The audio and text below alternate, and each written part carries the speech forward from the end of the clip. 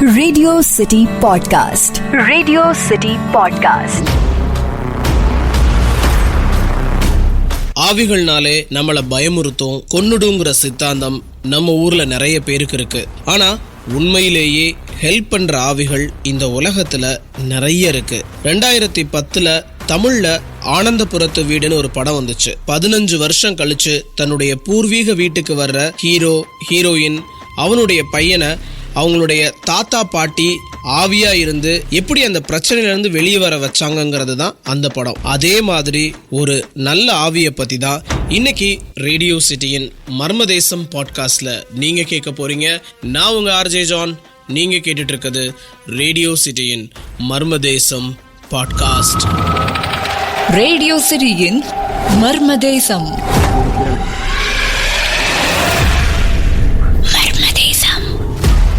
Help பண்ணக்கூடிய நட்பான ஆவிகளை பத்தி நீங்க கேள்விப்பட்டிருக்கீங்களா? மெக்சிகோ பக்கத்துல இருந்த நோகேல்ஸ்ங்கிற ஊருக்கு டிரான்ஸ்பர் ஆகி போனாரு யுஎஸ் கஸ்டம்ஸ் அதிகாரி கார்டன் தாமஸ். அவர் தங்கி இருந்த அந்த பங்களா முன்னாடி ராணுவ வீரர்கள் தங்கின விடுதியா இருந்திருக்கு. தன்னோட ஒய்ஃப் 2 குழந்தையோட தாமஸ் அங்க போனதுல இருந்து வரிசையா சில விபரீதங்கள் நிகழ ஆரம்பிச்சது. குடியேறின சில நாட்கள்லயே எந்த ரூம்குள்ள நுழைஞ்சாலும் யாரோ டக்குன்னு அந்த ரூமை விட்டு வெளியே போன மாதிரியான ஒரு உணர்வு தாமஸ்க்கு ஏற்பட்டிருக்கு. அது ஒரு ஈவினிங்.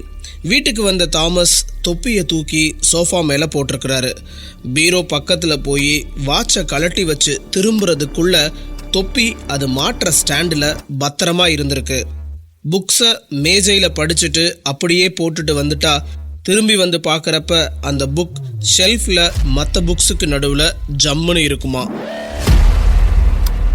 சிகரெட் துண்டுகளை வீட்டில் போட்டா அந்த ஆவிக்கு சுத்தமா பிடிக்காது. அடுத்த நிமிஷம் அந்த துண்டுகள் எல்லாமே குப்பை தொட்டில கிடக்கும். ஷூவை கலட்டி கோணல் மாடலா போட்டுட்டு வந்தா அந்த ஆவிக்கு பிடிக்காது. எல்லாத்தையும் எடுத்து வரிசையா அடுக்கி வைக்குமா. இது எல்லாத்தையும் தாமஸோட ஒய்ஃபோ இல்ல குழந்தைங்களோ செய்யறாங்கன்னு ஆரம்பத்துல தாமஸும் நினைச்சிட்டு இருந்திருக்கிறாரு. ஆனா இவங்கெல்லாம் வீட்டுல இல்லாதப்பையும் இதே மாதிரி நிகழ்வுகள் தொடர்ந்து நடந்துட்டு இருந்திருக்கு.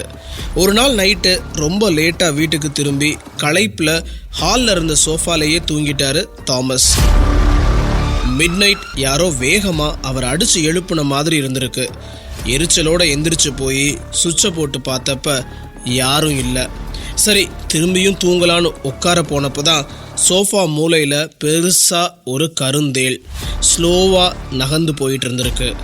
அந்த ஆவி மட்டும் அவரை அவசரமா எழுப்பி விடாம இருந்திருந்தா இந்நேரம் அந்த தேள் கண்டிப்பா அவரை கொட்டியிருக்கும். அவருக்கு அந்த நைட்ல ஹெல்ப் பண்ணது ஒரு ஆவிதான். அந்த ஆவி அவ்வளவா தான் யாருன்னு வெளியே காட்டிக்கல.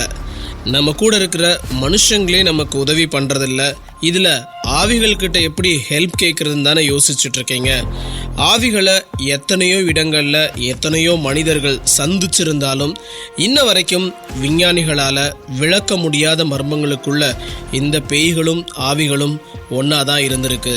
நான் உங்க ஆர்ஜே ஜான். நீங்க கேட்டுட்டு இருக்கிறது ரேடியோ சிட்டியின் மர்மதேசம் பாட்காஸ்ட். ரேடியோ சிட்டியின் மர்மதேசம்.